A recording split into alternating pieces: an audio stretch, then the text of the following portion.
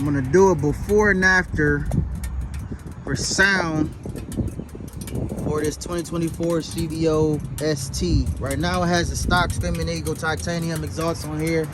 Sounds absolutely terrible to me. Sounds like a sewing machine or something.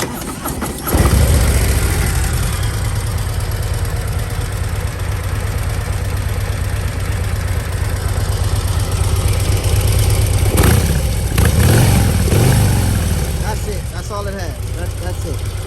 It's not menacing. It's not intimidating or nothing. But just you wait. All right, so y'all heard the before. This is the after. The master mechanic got that new D&D thing on there. Oh, that's cool.